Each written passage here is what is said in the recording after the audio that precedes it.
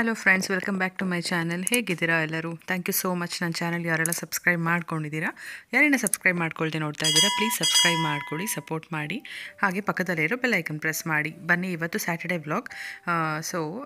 ನನ್ನ ಮಕ್ಕಳಿಗೆ ಬೆಳಗ್ಗೆ ಎದ್ದ ತಕ್ಷಣ ಫಸ್ಟು ಆಯಿಲ್ ಹಾಕ್ತಾಯಿದ್ದೀನಿ. ಇವ್ರಿಗೂ ಎಣ್ಣೆ ಹಚ್ಬಿಡೋಣ ಅಂತ ಹೇಳ್ಬಿಟ್ಟು ಸಂಡೇ ಸ್ನಾನ ಮಾಡಿಸೋದು ತಲೆಗೆ, ಅದಕ್ಕೋಸ್ಕರ. ನನ್ನ ಹಸ್ಬೆಂಡ್ ಕೂಡ ಇವತ್ತು ಕಾರ್ ಸರ್ವಿಸ್ಗೆ ಹೋಗಿದ್ದಾರೆ. ಇದು ಫಸ್ಟ್ ಸರ್ವಿಸ್. ಸೊ ಅದಕ್ಕೋಸ್ಕರ ಅವರು ಹೋಗಿದ್ದಾರೆ. ಅಪಾಯಿಂಟ್ಮೆಂಟ್ ಇತ್ತು, ಅದಕ್ಕೆ ನಾವು ಸ್ವಲ್ಪ ಲೇಟಾಗಿ ಎದ್ವಿ. ಬಿಸಿನೀರೆಲ್ಲ ಕುಡಿದ್ಬಿಟ್ಟು ಫಸ್ಟು ಎಣ್ಣೆ ಹಚ್ಬಿಡೋಣ ಅಂತ ಹಚ್ತಾ ಇದ್ದೀನಿ. ನಾನೇನಂದರೆ ಲಾಸ್ಟ್ ಟೈಮ್ ಸ್ಟಾರ್ಟಿಂಗ್ ಬ್ಲಾಗ್ಗಳಲ್ಲಿ ತೋರಿಸಿದ್ದೀನಿ ನಾನು. ಮಕ್ಕಳಿಗೆ 3 ಸ್ಪೂನ್ ಕೊಬ್ಬರಿ ಎಣ್ಣೆ ಮತ್ತು 1 ಸ್ಪೂನ್ ಹರಳೆ ಎಣ್ಣೆ ಈ ಥರ ತೊಗೊಂಡು ಬೆಚ್ಚಗೆ ಮಾಡಿಕೊಂಡು ಹಚ್ಚಿ ಮಸಾಜ್ ಮಾಡಿ ಈ ಥರ ಹಾಕ್ತೀನಿ. ಇಬ್ರಿಗೂ ಜುಟ್ಟು ಹಾಕಿಬಿಟ್ಬಿಡ್ತೀನಿ. ತಲೆ ಬಾಚಕ್ಕೆ ಹೋಗಲ್ಲ. ಸಾಯಂಕಾಲದಂಗೆ ಬಾಚ್ತೀನಿ ಒಂದು ಸರಿ ಅಷ್ಟೇ. ನನ್ನ ಹಸ್ಬೆಂಡ್ ಸರ್ವಿಸ್ಗೆ ಹೋಗಿದ್ರಲ್ಲ, ಅದರಿಂದ ಅವರೇನು ಬ್ರೇಕ್ಫಾಸ್ಟ್ ತಿಂದಿರಲಿಲ್ಲ. ನನಗೇನು ಬೇಡ ಅಂತ ಹೇಳಿದ್ರು. ಒಂದೇ ಸರಿ ನನ್ನ ಮುಂದೆ 1 o'clock ತಿಂತೀನಿ ಅಂತ ಅಂದ್ಬಿಟ್ಟು, ಹಿಂದಿನ ದಿನ ನಾನ್ ವೆಜ್ ಅಲ್ವಾ, ಅದಕ್ಕೆ ಲೈಟಾಗಿ ಇರಲಿ ಅಂತ ಹೇಳ್ಬಿಟ್ಟು ಅವ್ರು ಬರೀ ಬಿಸಿನೀರಷ್ಟೇ ಕುಡಿದಿದ್ದು. ಅವರು ಹಾಗೆ ಸ್ವಲ್ಪ ನೀಟಾಗಿ ಒಂದು ಟೈಮ್ ತಿಂದರೆ ಒಂದು ಟೈಮ್ ಕಮ್ಮಿ ಮಾಡಿಬಿಡ್ತಾರೆ. ನಾವು ಸರಿ ಮಕ್ಕಳು ಕೊಟ್ಟನಲ್ವ, ಕೆಲವ್ಸ್ ಬೇಕು ಅಂತ ಅವರು ಹಠ ಮಾಡ್ತಾಯಿದ್ರು. ಅದಕ್ಕೋಸ್ಕರ ಅವ್ರಿಗೂ ಕೆಲವ್ಸ್ ಕೊಟ್ಬಿಟ್ಟು ನಾನು ಅದನ್ನೇ ತಿಂದೆ. ಏನಂತ ಅಂದರೆ, ನಮ್ಮ ಆದ್ಯಂಗೆ ತಲೆಗೆ ಎಣ್ಣೆ ಹಚ್ತಾ ಇದ್ದೀನಿ. ಅವಳಿಗೆ ಎಣ್ಣೆ ಹಚ್ಕೊಂಡು ನಾನು ನಿಮ್ಮ ಹತ್ರ ಎಲ್ಲ ಹೇಳ್ತಾ ಇದ್ದೆ. ಏನಂದರೆ, ಬೆಂಗಳೂರಲ್ಲಿದ್ದಾಗ ಏನಾಗ್ತಿತ್ತು ಅಂದರೆ, ಅವಳು ಎಣ್ಣೆ ಹಚ್ಬಿಟ್ರೆ ಹೆಂಗಿರ್ತಿದ್ಲು, ನೀರು ಚೆಲ್ಲೋದು ಆ ಥರ. ನಮ್ಮ ಆದ್ಯನಿಂದನೇ ತುಂಬ ಸರಿ ಬಿದ್ದಿದ್ದೀನಿ ನಾನು ಮನೆಯಲ್ಲಿ.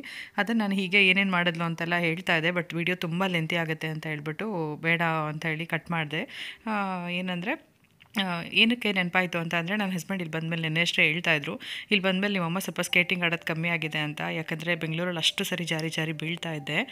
ಇಲ್ಲಿ ಬಂದಮೇಲೆ ಅದೊಂದು ಅಡ್ವಾಂಟೇಜ್ ಅಂತ ಹೇಳ್ಬೋದು. ಏನಂದರೆ, ಕಾರ್ಪೆಟ್ ಏರಿಯಾ ಮತ್ತು ವುಡನ್ ಫ್ಲೋರ್ ಆಗಿರೋದ್ರಿಂದ ಗ್ರಿಪ್ ಇರುತ್ತಲ್ವ. ಸೊ ಯಾವುದೇ ಕಾರಣಕ್ಕೂ ಬೀಳೋ ಚಾನ್ಸಸ್ ಎಲ್ಲ ಏನೂ ಇರೋದಿಲ್ಲ. ಮತ್ತು ಪ್ರೆಗ್ನೆಂಟು, ಹಾಗೆ ಏನಂತಾರೆ, ಬಾಣಂತಿ ಮಗು ಈ ಥರದ್ದೆಲ್ಲ ಸ್ವಲ್ಪ ಚೆನ್ನಾಗಿರುತ್ತೆ ಅಂತ ಹೇಳ್ಬೋದು ಇಲ್ಲಿ. ಸೊ ಹಾಗೆ ಬೆಂಗಳೂರಲ್ಲೂ ಕೂಡ ಯಾರಾದರೂ ಈ ಥರ ಇವಾಗಿನ ಮನೆಗಳಲ್ಲಿ ಎಲ್ಲರೂ ಹಾಕಿಸ್ಕೋತಾ ಇದ್ದಾರೆ. ನೋಡಿ ಟ್ರೈ ಮಾಡಿ ಹಾಕಿಸ್ಕೊಳ್ಳಿ ಅಂತ ಒಂದಷ್ಟು ಅದನ್ನು ಎಕ್ಸ್ಪ್ಲೈನ್ ಮಾಡ್ತಾ ಇದ್ದೆ ನಾನು. ಹಾಗೆಯೇ ಏನಂದರೆ, ನಮ್ಮ ಆದ್ಯನ ಪ್ರೆಗ್ನೆಂಟಲ್ಲೂ ಕೂಡ ಬಿದ್ದಿದ್ದೀನಿ ನಾನು. ತುಂಬ ಸರಿ ಬಿದ್ದಿದ್ದೀನಿ. ಏನೂ ಆಗದಿರೋದೇ ಅದೃಷ್ಟ ಅಂತ ಹೇಳ್ಬೋದು. ವುಡನ್ ಫ್ಲೋರ್, ಅದಕ್ಕೆ ಈಗ ಬೆಂಗಳೂರಲ್ಲಿ ತುಂಬ ಜನ ಮಾಡ್ತಾ ಇದ್ದಾರೆ ನೋಡಿ. ಯಾರಿಗಾದ್ರೂ ಐಡಿಯಾ ಇದ್ದಾರೆ, ಮಾಮೂಲಿ ಟೈಲ್ಸ್ ಜಾರತ್ತೆ ಗ್ರನೈಟ್ ಅಂತ ಹೇಳ್ಬಿಟ್ಟು ಅದ್ರ ಮೇಲೆ ಒಂದು ಉದ್ದದ ಲೇಯರ್ ಹಾಕಿಸ್ತಾರೆ. ಈ ಕಡೆ ಇದು ಟೈಲ್ಸ್ ಕೂಡ ಏನೋ ಹಾಳಾಗೋದಿಲ್ಲ, ಟೈಲ್ಸ್ ನೀಟಾಗಿರುತ್ತೆ ಗ್ರನೈಟ್. ಅದ್ರ ಮೇಲೆ ವುಡ್ ಫ್ಲೋರ್ ಹಾಕ್ತಾರೆ. ಮತ್ತೆ ಇನ್ನೊಂದು ಮೇಂಟೆನೆನ್ಸ್ ಕಮ್ಮಿ, ಒಂದ್ಸರಿ ಒರ್ಸ್ಕೊಂಡ್ಬಿಟ್ರೆ ಆಗುತ್ತೆ ಆ ತರ. ಮತ್ತೆ ಲುಕ್ ಕೂಡ ಚೆನ್ನಾಗಿರುತ್ತೆ. ವುಡ್ದು ಮೇಲೆ ಟೈಲ್ಸ್ ಮೇಲೆ ಹಾಕಿಸ್ಕೊಳ್ಳೋರು ಆ ತರ ಏನಾದ್ರು ಪ್ಲಾನ್ ಇದ್ರು ಅಂತ ನೋಡಿ. ಯಾಕಂದ್ರೆ ಮಕ್ಳುಗಳು ಕೂಡ ಬೀಳೋದಿಲ್ಲ, ಗ್ರಿಪ್ ಇರುತ್ತೆ ಅದನ್ನ ನಡಿಯೋಕೆ. ಮೋರೋವರ್ ನಾವು ಬೀಳಲ್ಲ, ಯಾಕಂದ್ರೆ ನಾವು ಚೆನ್ನಾಗಿದ್ರೆ ಮಕ್ಳು ನೋಡ್ಕೊಳಕ್ಕಾಗೋದು.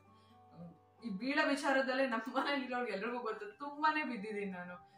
ನೈಸಿಗಿರುತ್ತೆ, ಅದು ಅಲ್ಲೇ ತುಂಬಾ ನೈಸು ನೆಲ್ಲ ಗ್ರನೈಟು. ನೀರ್ ಬಿದ್ದರೆ ಕಾಣಿಸೋದು ಇಲ್ಲ, ಆ ಕಲರ್ ಇತ್ತು ನಮ್ದು. ಹಂಗಾಗಿ ಅದಕ್ಕೆ ನಮ್ಮ ಮನೆಯವ್ರು ಯಾವಾಗ್ಲೂ ರೇಗಿಸ್ತಿರ್ತಾರೆ, ಅಮೆರಿಕಾಗ್ ಬಂದ್ಮೇಲೆ ನಿಮ್ಮಮ್ಮ ಸ್ಕೇಟಿಂಗ್ ಆಡೋದು ಕಮ್ಮಿ ಆಗಿದೆ. ಕಮ್ಮಿ ಅಲ್ಲ, ಫುಲ್ ನಿಂತೆ ಹೋಗ್ಬಿಟ್ಟಿದೆ. ಇಲ್ಲಿ ಬಂದು 5 ತಿಂಗಳಾಯ್ತು, 5 ತಿಂಗಳಿಂದ ಒಂದ್ಸರಿನೂ ಬಿದ್ದಿಲ್ಲ. ಯಾಕಂದ್ರೆ ಇಲ್ಲೆಲ್ಲೂ ಗ್ರಿಪ್ ಇರುತ್ತಲ್ಲ ಅಂತ. ಏನು ಎಷ್ಟೇ ಫಾಸ್ಟ್ ಆಗಿ ಮೋರೋವರ್ ಫಾಸ್ಟ್ ಆಗಿ ನಡೆಯೋಕೆ ಆಗಲ್ಲ ಇಲ್ಲಿ, ಯಾಕಂದ್ರೆ ಕೆಳಗಡೆ ಮನೆಯವ್ರಿಗೆ ಸೌಂಡ್ ಆಗುತ್ತೆ ಅಂತ. ಹಂಗಾಗಿ ಬೀಳೋದ್ ಕಮ್ಮಿ ಆಗಿದೆ. ಬನ್ನಿ ಮಾತಾಡ್ಕೊಂಡು ನಿಂತ್ಕೊಂಡ್ಬಿಟ್ಟಿದ್ದೀನಿ. ಇವ್ರಿಬ್ರಿಗೂ ಏನಂದ್ರೆ, ಟಿಫನ್ ಏನು ಮಾಡ್ಬಂತೆ, ನಾನು ರಾತ್ರಿ ನಾನ್ ವೆಜ್ ತಿಂದಿರೋದ್ರಿಂದ ಇವಾಗ ನನ್ನ ಮಗಳು ಡೋನಟ್ಸ್ ಕೇಳಿದ್ಲು ಫಸ್ಟ್. ಆಮೇಲೆ ಹೇಳಿದ್ರು, ನಮ್ಗೆ ಕೆಲೋಕ್ಸ್ ಬೇಕಮ್ಮ, ನಮ್ಗೆ ಕೇಳ್ತೆ ಕೆಲೋಕ್ಸ್.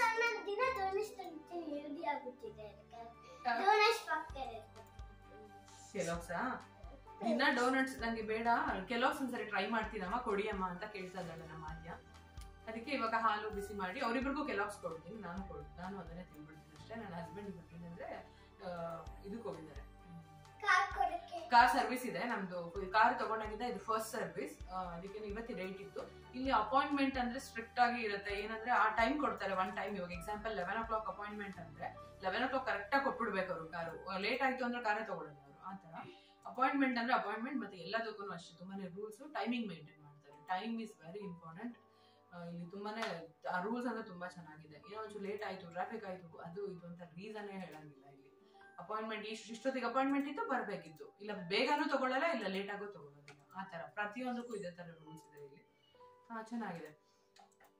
ಆಕ್ಚುಲಿ ಕಾರ್ ಸರ್ವಿಸ್ ಹತ್ರ ನಿಮ್ಮನ್ನ ಕರ್ಕೊಂಡು ಹೋಗೋಣ ಅಂತ ಅನ್ಕೊಂಡೆ. ಬಟ್ ಅಲ್ಲಿ ಏನಂದ್ರೆ, ಒಳಗೆ ಅವ್ರು ಏನಂದ್ರೆ ಒಳಗವರ್ಗು ನಮ್ ಕಾರ್ ತಗೊಂಡು ಹೋಗಕ್ಕೂ ಬಿಡೋದಿಲ್ಲ. ಅಲ್ಲಿ ಒಂದ್ ಪ್ಲೇಸ್ ತೋರಿಸ್ತಾರೆ, ಅಲ್ಲಿ ಕಾರ್ ಬಿಟ್ಬಿಡ್ಬೇಕು, ಅವರೇ ತಗೊಂಡ್ ಹೋಗ್ತಾರೆ. ಅದರಿಂದ ವಿಡಿಯೋ ಮಾಡೋದಕ್ಕೂ ಅಷ್ಟೊಂದು ಬಿಡ್ತಾರೋ ಇಲ್ವೋ ಏನೋ ಗೊತ್ತಿಲ್ಲ. ಅದಕ್ಕೋಸ್ಕರ ನೋಡೋಣ ನೆಕ್ಸ್ಟ್ ಟೈಮ್. ಇನ್ನ ಫ್ಯೂಚರ್ ಅಲ್ಲಿ ಮಾಡ್ತಾ ಹೋಗ್ತೀನಿ ವಿಡಿಯೋಸ್. ಇದ್ರ ಜೊತೆಗೆ ನನ್ನ ಒಂದಿಬ್ರು ಕಮೆಂಟ್ ಮಾಡಿದ್ರು, ಅಂದ್ರೆ ಇದು ಮೆಡಿಸಿನ್ಸ್ ಸಿಗುತ್ತಾ ಅಲ್ಲಿ, ಇಂಡಿಯಾ ಮೆಡಿಸಿನ್ ಸಿಗುತ್ತಾ ಅದನ್ನ ಎಕ್ಸ್ಪ್ಲೈನ್ ಮಾಡಿ ಅಂತ ಹೇಳ್ಬಿಟ್ಟು ನಾನು ಹಾಸ್ಪಿಟಲ್ ಮತ್ತೆ ಮೆಡಿಸಿನ್ಸ್ಗೆ ಒಂದು ಸೆಪರೇಟ್ ಆಗಿ ಈಗ ಈ ಫಾರ್ಮಸಿ ಹೆಂಗಿರುತ್ತೆ, ಮೆಡಿಕಲ್ ಶಾಪ್ ಹೆಂಗಿರುತ್ತೆ, ಇದನ್ನೆಲ್ಲ ನಾನು ಕಂಪ್ಲೀಟ್ ಆಗಿ ವಿಡಿಯೋ ಮಾಡ್ಕೊಂಡು ವಿಡಿಯೋ ತೋರಿಸಿ ನಾನು ಅದ್ರ ಜೊತೆನೆ ನಿಮ್ಗೆ ಇನ್ಫಾರ್ಮೇಶನ್ ಎಲ್ಲ ಅಪ್ಡೇಟ್ ಮಾಡ್ತೀನಿ. ಯಾಕಂದ್ರೆ ಎಲ್ಲದರಲ್ಲೂ ಈ ತರ ಮಿಕ್ಸ್ ಆಗಿ ಸ್ವಲ್ಪ ಸ್ವಲ್ಪ ಹೇಳ್ಬಿಟ್ರೆ ಅದು ಎಲ್ರಿಗೂ ರೀಚ್ ಆಗಲ್ಲ ಅಂತ ನಾನು ಸೊ ಸೆಪರೇಟ್ ಆಗಿ ಬ್ಲಾಗ್ ಮಾಡಿ ಮೆಡಿಸಿನ್ಸ್ ಬಗ್ಗೆ ಒಂದು ಹಾಕ್ತೀನಿ. ಇಲ್ಲಿ ಹಾಲು ಹಾಗೆ ಕುಡಿತಾರೆ ಎತ್ಕೊಂಡು, ಏನೇನು ಕಾಯಿಸ್ಬೇಕು ಅನ್ನೋ ಅವಶ್ಯಕತೆ ಇರಲ್ಲ. ಬಟ್ ನಾನು ಮಾತ್ರ ಓವನಲ್ಲಿ ಇಟ್ಬಿಟ್ಟು ಬಿಸಿ ಮಾಡಿ ಮಕ್ಕಳಿಗೆ ಕೊಡ್ತೀನಿ. ಕೆಲವಾಗ್ಸು ಹಾಲು ಮತ್ತು ಹನಿ ಹಾಕಿ ಕೊಡ್ತೀನಿ. ಅದು ಆಲ್ರೆಡಿ ಸ್ಟ್ರಾಬೆರಿ ಇರುತ್ತೆ, ಸೊ ಬೇರೆ ಏನು ಫ್ರೂಟ್ಸ್ ಮಿಕ್ಸ್ ಮಾಡೋಕ್ಕೆ ಹೋಗೋದಿಲ್ಲ. ನಾನು ಸ್ವಲ್ಪ ಹಾಗೆ ತಿಂದೆ. ರಿಮೋಟ್ ನಾನು ತೊಗೊಂಡಿದ್ದಕ್ಕೆ ನಮ್ಮ ಮಧ್ಯ ನೋಡಿ ಕೋಪ ಮಾಡ್ಕೊತಾ ಇದ್ದಾಳೆ. ಸೊ ತಿನ್ಬಿಟ್ಟು ಬೇಗ ಬೇಗ ಪೊಂಗಲ್ ಮಾಡಿಬಿಡೋಣ ಅಂತ ಹೇಳ್ಬಿಟ್ಟು ನನ್ನ ಹಸ್ಬೆಂಡ್ ಸರಿ ಅದನ್ನೇ ಮಾಡು ಅಂತ ಹೇಳ್ಬಿಟ್ಟೆ ಹೋಗಿದ್ರು. ನಿಮ್ಗೆ ಏನು ತೋರಿಸ್ತಾ ಇದ್ದೀನಿ ಅಂತ ಅಂದರೆ, ರಾತ್ರಿ ಇನ್ ಕೇಸ್ ಏನಾದರೂ ಹಳೆ ಅನ್ನ ಮಿಕ್ಕಿತ್ತು ಅಂದರೆ, ಈಗ ನಾನು ಏನು ಮಾಡಿದೆ, ನೆನ್ನೆ ಮಧ್ಯಾಹ್ನ ಮಾಡಿದ್ದನ್ನ ನೋಡಿ, ಮಧ್ಯಾಹ್ನ ಮಾಡಿದ್ದನ್ನ ಸ್ವಲ್ಪ ಉಳ್ಕೊಂಡಿದ್ದೆ, ಮತ್ತು ರಾತ್ರಿ ಮಾಡಿದ್ದನ್ನ ಸ್ವಲ್ಪ ಉಳ್ಕೊಂಡಿದ್ದೆ, ನೋಡ್ತಾ ಇರ್ಬೋದು. ಇದ್ರಲ್ಲಿ ಸ್ವಲ್ಪ ಇದೆ, ಇದ್ರಲ್ಲಿ ಸ್ವಲ್ಪ ಇದೆ. ಸೊ ಇದೆರಡನ್ನೂ ಯೂಸ್ ಮಾಡಿ ನಾನು ಒಂದು ರೆಸಿಪಿ ಮಾಡ್ತೀನಿ. ಏನು ಅಂತ ತೋರಿಸ್ತೀನಿ ನೋಡಿ. ಇವಾಗ ಏನಂದರೆ, ಈ ಥರ ವೇಸ್ಟ್ ಮಾಡೋ ಬದಲು ಇದರಿಂದ ರೊಟ್ಟಿ ಕೂಡ ಮಾಡ್ಬೋದು, ಬಟ್ ಅದಕ್ಕಿಂತ ಬೆಸ್ಟ್ ಅಂದರೆ ಪೊಂಗಲ್ ಮಾಡ್ಬೋದು. ಸೇಮ್ ಏನಂದ್ರೆ ಮಾಮೂಲಿ ಪೊಂಗಲ್ ಹೆಂಗಿರುತ್ತೋ ಅದೇ ತರನೇ ಬರುತ್ತೆ, ಬಟ್ ಏನಂದ್ರೆ ಇನ್ನೂ ಚೆನ್ನಾಗಿ ಬರುತ್ತೆ. ಇದು ಅನ್ನ ಆಲ್ರೆಡಿ ಬಂದಿರೋದ್ರಿಂದ ಇನ್ನೂ ಚೆನ್ನಾಗಿ ಬರುತ್ತೆ. ಈಗ ಮಾಡೋದು ತೋರಿಸ್ತೀನಿ. ನಿಮ್ಗೆ ಅನ್ಸ್ಬೋದು ಏನಿದು 3 ಕುಕ್ಕರು ತುಂಬ ದೊಡ್ಡ ಪಾತ್ರೆಗಳಾಗತ್ತೆ ಅಂತ. ಇದೇನಂದ್ರೆ ಹೆಂಗೂ ತೊಳಿಬೇಕಲ್ವಾ, ಸೊ ಅದಕ್ಕೋಸ್ಕರ ಅದರಲ್ಲೇ ಮಾಡಕ್ಕೆ ಹೋದ್ರೆ ಪೊಂಗಲ್ ಯಾವಾಗ್ಲೂ ಸ್ವಲ್ಪ ದೊಡ್ಡ ಕುಕ್ಕರ್ ಆಗಿರ್ಬೇಕು, ಇಲ್ಲಾಂದ್ರೆ ಚೆಲ್ಲೋಗ್ಬಿಡುತ್ತೆ ಎಲ್ಲ ಕಡೆ. ಅದಕ್ಕೋಸ್ಕರ ದೊಡ್ಡದು ಇಟ್ಕೊಂಡಿದ್ದೀನಿ. ಮತ್ತು ಅದರಲ್ಲೇ ಮಾಡಿ ಬೇರೆದ್ರಲ್ಲಿ ಒಗ್ಗರಣೆ ಹಾಕ್ಬೋದು. ಅದಕ್ಕೋಸ್ಕರ ಬನ್ನಿ ಹೇಗೆ ಅಂತ ತೋರಿಸ್ತೀನಿ. ನಿಮ್ಗೆ ಅನ್ನ ಎಷ್ಟಿರುತ್ತೆ ಅದನ್ನ ನೋಡಿ, ಅದನ್ನ ನೋಡ್ಬಿಟ್ಟು ಹಾಕೊಬಹುದು.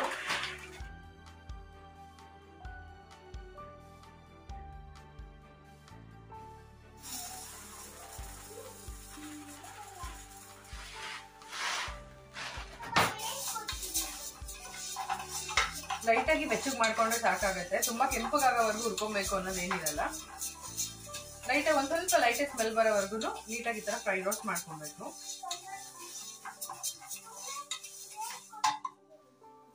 ಕಾಣಿಸ್ತು ಅನ್ಸುತ್ತೆ, ಇಷ್ಟು ತಗೊಂಡಿದ್ದೀನಿ.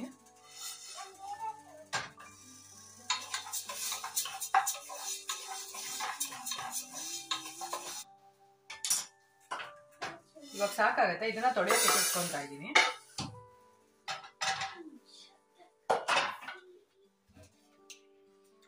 ಮತ್ತೆ ಇದಕ್ಕೆ ಸ್ವಲ್ಪ ನೀರು ಹಾಕ್ಬಿಟ್ಟು ಸ್ವಲ್ಪ ಕಾಯಕ್ಕೆ ಇಟ್ಕೋತಾ ಇದ್ದೀನಿ. ನೀರ್ ಕಾಯಿಲಿ ಅಷ್ಟರಲ್ಲಿ ಅಕ್ಕಿ ಅನ್ನ ಏನಿದೆಯಲ್ಲ ಅದನ್ನ ಒಂದ್ಸರಿ ನೀಟಾಗಿ ತೊಳ್ಕೊಂಡು ಮತ್ತೆ ಹೆಸರು ಬೇಳೆ ಕೂಡ ತೊಳೆದ್ಬಿಟ್ಟು ಇದಕ್ಕೆ ಆಡ್ ಮಾಡೋಣ. ನೋಡಿ, 2 ತೊಳೆದು ಇಟ್ಕೊಂಡಿದ್ದೀನಿ. ನೀರು ಕುದಿತಾ ಇದೆ, ಅದಕ್ಕೆ ಹಾಕೋತಾ ಇದ್ದೀನಿ. ಹಾಗೆ ಈ ಥರ ಉಳಿದಿರೋ ಅನ್ನದಿಂದ ಯಾರಾದರೂ ಪೊಂಗಲ್ ಮಾಡಿದ್ದೀರಾ ಅಥವಾ ಎಷ್ಟು ಜನಕ್ಕೆ ಗೊತ್ತಿದೆ ಈ ವಿಡಿಯೋ ನೋಡೋರು ನನಗೆ ಕಮೆಂಟ್ ಮಾಡಿ. ಸೊ ನನಗೂ ಗೊತ್ತಾಗುತ್ತೆ ಯಾರೆಲ್ಲ ಈ ಥರ ಮಾಡ್ತೀರಾ ಅಂತ ಹೇಳ್ಬಿಟ್ಟು. ಹಾಗೆ ಏನು ಅನ್ನಿಸ್ತು ನಿಮಗೆ ಅಂತ ಕೂಡ ನನಗೆ ಕಮೆಂಟಲ್ಲಿ ತಿಳಿಸಿ. ಹಾಗೆ ವಿಡಿಯೋ ಇಷ್ಟ ಆಗಿತ್ತು ಅಂದರೆ ಲೈಕ್ ಮಾಡೋದು ಮರಿಬೇಡಿ, ಹಾಗೆ ಸಬ್ಸ್ಕ್ರೈಬ್ ಮಾಡಿಕೊಡಿ. ಬನ್ನಿ ಹಾಗೆ ಕಂಟಿನ್ಯೂ ಮಾಡ್ತಾ ಹೋಗ್ತೀನಿ. ನೋಡಿ, ನೀರು ಎಷ್ಟು ಒಂದು ಅಳತೆ ನೋಡಿ ಹಾಕೋಬೇಕಾಗತ್ತೆ. ಅನ್ನ ಆಲ್ರೆಡಿ ಬೆಂದಿರೋದ್ರಿಂದ ತುಂಬಾ ಏನ್ ನೀರು ಬೇಕಾಗೋದಿಲ್ಲ, ಬರೀ ಹೆಸರು ಬೇಳೆ ಬೇಯೋದಕ್ಕೆ. ಮತ್ತೆ ಅನ್ನ ಇನ್ನೂ ಸಾಫ್ಟ್ ಆಗುತ್ತೆ, ಯಾಕಂದ್ರೆ ನಾವು ನಾರ್ಮಲ್ ಆಗಿ ಉದ್ದುದ್ರಿಗೆ ಮಾಡ್ಕೊಂಡಿರ್ತೀವಿ ಅಲ್ವಾ, ಚೆನ್ನಾಗಿ ಸಾಫ್ಟ್ ಆಗಿ ಬೇಯಬೇಕಲ್ವಾ. ಸೊ ಇಷ್ಟು ನೀರು ಹಾಕೊಂಡ್ರೆ ಸಾಕಾಗತ್ತೆ. ದೊಡ್ಡ ಕುಕ್ಕರ್ ಇರೋದ್ರಿಂದ ಇದೊಂದು ಅಡ್ವಾಂಟೇಜ್ ಏನಂತ ಅಂದ್ರೆ ತುಂಬಾ ನೀರೆಲ್ಲ ಹೊರಗಡೆ ಎಲ್ಲ ಬಂದು ಸೋರೋದಿಲ್ಲ. ಉಪ್ಪು ಎಷ್ಟು ಬೇಕಾಗುತ್ತೆ ನೋಡ್ಬಿಟ್ಟು ಒಂದೇ ಸರಿ ಹಾಕೊಂಡ್ಬಿಟ್ರೆ ಸಾಕಾಗುತ್ತೆ. ಲಾಸ್ಟಲ್ಲಿ ಮತ್ತೆ ಆಡ್ ಮಾಡೋದು ಬೇಡ. ಮತ್ತೆ ಇದಕ್ಕೆ ಏನ್ ಮಾಡ್ತೀನಿ ಅಂದ್ರೆ, ನಾನು ನಾರ್ಮಲ್ ಆಗಿ ಮಾಡೋ ಪೊಂಗಲ್ ಒಗ್ಗರಣೆಗೆ ಅರ್ಶಿನ ಹಾಕ್ತೀನಿ, ಬಟ್ ಇದಕ್ಕೆ ಇವಾಗಲೇ ಅರ್ಶಿನ ಪುಡಿ ಸ್ವಲ್ಪ ಹಾಕ್ಬಿಡ್ತೀನಿ.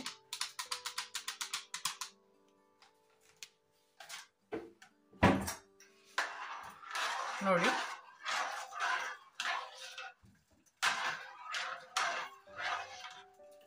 ಮತ್ತೆ ಎಷ್ಟೊಂದು ಜನ ಅನ್ಕೊಬಹುದು ರಾತ್ರಿ ಮಾಡಿದನ್ನ ಎಲ್ಲ ತಿನ್ಬಾರ್ದು, ಏನಂತಾರೆ ತಂಗ್ಳನ್ನ ಒಳ್ಳೇದಲ್ಲ ಅಂತೆಲ್ಲ ಹೇಳ್ಬಿಟ್ಟು. ನನ್ನ ಪ್ರಕಾರ ಅನ್ನನ ವೇಸ್ಟ್ ಮಾಡದೇ ಇರೋದೇ ಒಳ್ಳೇದು. ಅದರಲ್ಲಿ ತಂಗ್ಳು ಬಿಸಿ ಅಂತ ಎಲ್ಲ ಏನಿಲ್ಲ. ಏನಂದ್ರೆ ಎಷ್ಟೊಂದು ಜನ ಹಳೆ ಕಾಲದಲ್ಲಿ ನಮ್ಮ ಪೂರ್ವಿಕರು ಹೇಳ್ಬೇಕಂದ್ರೆ ನಮ್ಮ ಮುತ್ತಜ್ಜ ಅಜ್ಜಿ ಇಂಥವ್ರೆಲ್ಲ ಹಳ್ಳಿನಲ್ಲಿ ಕೆಲಸ ಮಾಡೋರಲ್ಲ, ಈ ತರ ಅನ್ನ ಮಿಕ್ಕದು ಅಂದ್ರೆ ನೀರಲ್ಲಿ ಹಾಕಿ ನೆನೆಸ್ಬಿಟ್ಟು ಮಜ್ಜಿಗೆ ಹಾಕ್ಬಿಟ್ಟು ಕುಡಿಯೋರು. ಅವರೆಲ್ಲ ತುಂಬಾ ಚೆನ್ನಾಗೇ ಇದು 100 ವರ್ಷ ಬದುಕಿರೋರು ಇದ್ದಾರೆ. ಹೇಳ್ಬೇಕು ಅಂದ್ರೆ ಈಗ ನಾವೆಲ್ಲ ಬಿಸಿ ಬಿಸಿ ಬಿಸಿ ಅಂತ ತಿನ್ಕೊಂಡೆ ಎಲ್ರಿಗೂ 50-60 ವರ್ಷ ಆಯಸ್ಸಿದೆ ಅಂತ ಹೇಳ್ಬೋದು. ನಾನು ಅದನ್ನೆಲ್ಲ ನಂಬಕ್ ಹೋಗೋದಿಲ್ಲ. ಬಟ್ ಏನಂದ್ರೆ ಒಂದೇನಂದ್ರೆ ಮಕ್ಳಿಗೆ ನಾನು ರಾತ್ರಿ ಅನ್ನ ಕೊಡಕ್ ಹೋಗೋದಿಲ್ಲ ಅಷ್ಟೇ. ಬಟ್ ಏನಂದ್ರೆ ಈ ತರ ಮಾಡೋದ್ರಿಂದ ಮಕ್ಳು ತಿನ್ಬೋದು ಪೊಂಗಲ್ಲು. ಸೊ ನಿಮ್ಗೇನು ಅನ್ನಿಸ್ತೆ ಕಮೆಂಟ್ ಮಾಡಿ. ನನ್ನ ಪ್ರಕಾರ ನಾನು ಒಂದಾಗ್ಲೂ ಅನ್ನ ಕೂಡ ವೇಸ್ಟ್ ಮಾಡೋದಿಲ್ಲ. ನನಗೆ ಅನ್ನ ವೇಸ್ಟ್ ಮಾಡದೇ ಇರೋದೇನೆ ಒಳ್ಳೇದು ಅಂತ ನಾನು ಅನ್ಕೋತೀನಿ. ಯಾಕಂದ್ರೆ ಎಲ್ರಿಗೂ ಗೊತ್ತು ಇದು ನಾನು ನಿಜ ಅಂತಾನೆ. ಏನಂತಾರೆ ಸುಮ್ಮನೆ ನಾನು ವಿಡಿಯೋಸ್ಗೋಸ್ಕರ ಎಲ್ಲ ಹೇಳ್ತಾ ಇರೋದಲ್ಲ. ನಾನು ಏನು ಕೂಡ ವೇಸ್ಟ್ ಮಾಡಕ್ ಹೋಗೋದಿಲ್ಲ. ಯಾಕಂದ್ರೆ ಪ್ರತಿಯೊಂದೂ ನಮ್ಮ ಹತ್ರ ಜಾಸ್ತಿ ಇದ್ದು ಚೆಲ್ಬೇಕಾದ್ರೆ ಏನು ಗೊತ್ತಾಗೋದಿಲ್ಲ. ಅದನ್ನ ಸಂಪಾದನೆ ಮಾಡಬೇಕು. ಮತ್ತೆ ಒಂದೇ ಒಂದು ಅಕ್ಕಿ ಕಾಳು ಬೆಳಿಬೇಕು ಅಂತ ಅಂದ್ರೂ ತುಂಬಾ ಎಷ್ಟು ಕಷ್ಟ ಇದೆ ಅಂತ. ಇದೇನಂದ್ರೆ ಮೂರು ಪ್ರೆಷರ್ ಬಂದ್ರೆ ಸಾಕಾಗುತ್ತೆ. ತುಂಬಾ ಸಾಫ್ಟ್ ಆಗಿ ಬಂದಿರುತ್ತೆ. ಮಾಮೂಲಿ ಒಗ್ಗರಣೆ ಅದಕ್ಕೆ ಹೆಂಗ್ ಮಾಡ್ತೀವೋ ಅದೇ ತರ ಎಣ್ಣೆ ಇಟ್ಬಿಟ್ಟು ತುಪ್ಪ ಬೇಕಾದ್ರೂ ಹಾಕೋಬಹುದು. ತುಪ್ಪ ಹಾಕಿ ಗೋಡಂಬಿ ನಾನೇನು ಇದಕ್ಕೆ ಹಾಕಕ್ ಹೋಗಲ್ಲ. ಗೋಡಂಬಿ ಬೇಕಂದ್ರೆ ಇಷ್ಟ ಹಾಕೊಬಹುದು. ತುಪ್ಪ ಅಥವಾ ಎಣ್ಣೆ ಎರಡು ಮಿಕ್ಸ್ ಮಾಡಿ ಹಾಕೊಂಡ್ರು ನಡೆಯುತ್ತೆ. ಸೊ ಎಣ್ಣೆ ಹಾಕಿ ಜೀರಿಗೆ ಮತ್ತೆ ಮೆಣಸು, ಆಮೇಲೆ ಜೀರಿಗೆ ಮತ್ತೆ ಮೆಣಸು, ಹಸಿಮೆಣಸಿನ್ಕಾಯಿ, ಕರ್ಬೇವಿನ ಸೊಪ್ಪು ಮತ್ತೆ ಶುಂಠಿ, ಇದಿಷ್ಟೇ ಒಗ್ಗರಣೆಗೆ. ಇನ್ನೇನು ಬೇಕಾಗಿಲ್ಲ. ಮತ್ತೆ ಚಟ್ನಿ ಮತ್ತೆ ಈ ಪೊಂಗಲ್ ಜೊತೆ ಚೆನ್ನಾಗಿರುತ್ತೆ, ತಿನ್ಬೋದು. ನಾನು ಆಗ್ಲೇ ಹೇಳ್ದಂಗೆ ಏನಕ್ಕೆ ನಾನು ಅಕ್ಕಿ ವೇಸ್ಟ್ ಮಾಡಲ್ಲ ಅಂತ ಅಂದ್ರೆ, ಚಿಕ್ಕ ವಯಸ್ಸಲ್ಲಿ ನಮ್ಮಮ್ಮ ನನಗೆ ಚಿಕ್ಕ ವಯಸ್ಸಿದ್ದಾಗಿಂದನೂ ನನಗೆ ಇದನ್ನೆಲ್ಲ ತುಂಬಾನೇ, ಈಗ ರಾತ್ರಿ ಮಲಗಬೇಕಾದ್ರೆ ತುಂಬಾ ಇದ್ರ ಬಗ್ಗೆ ಹೇಳ್ಕೊಂಡೆ ಮಲಗೋರು. ಏನಂತಂದ್ರೆ ಒಂದ್ ಅಗ್ಲನ್ನ ವೇಸ್ಟ್ ಮಾಡಬಾರ್ದು, ಅದು ದುಡಿಯೋದು ಎಷ್ಟು ಕಷ್ಟ, ಮತ್ತೆ ಹಳ್ಳಿನಲ್ಲಿ ಅವ್ರು ಪಟ್ಟಿರೋ ಕಷ್ಟಗಳು. ಅವ್ರು ಚಿಕ್ಕ ವಯಸ್ಸಲ್ಲಿದ್ದಾಗ ರಾಗಿ ಬೆಳೆಯೋರಂತೆ ತುಂಬಾ. ನಮ್ಮ ಅಜ್ಜಿ ತಾತ ಮನೇಲಿ ರಾಗಿ ಬೆಳೆಯೋರಂತೆ. ಬಟ್ ನಮ್ಮ ಚಿಕ್ಕಮ್ಮ ಇದಾರಲ್ಲ, ಕೊನೆ ಮಗಳು, ಇವರೆಲ್ಲ ಸ್ವಲ್ಪ ದೊಡ್ಡವರಾಗಿದ್ರು. ಕೊನೆ ಮಗಳಿಗೆ ಅನ್ನ ತಿನ್ನಿಸ್ಬೇಕು ಅಂದ್ರೇನೆ ಅಕ್ಕಿ ಇರ್ತಾ ಇರ್ಲಿಲ್ವಂತೆ. ಬರೀ ರಾಗಿ ಕಾಳುಗಳು, ಹುಳ್ಳಿಕಾಳು ಇಂಥದ್ದೆಲ್ಲ ಜಾಸ್ತಿ ಬೆಳೀತಾಗಿದ್ದು.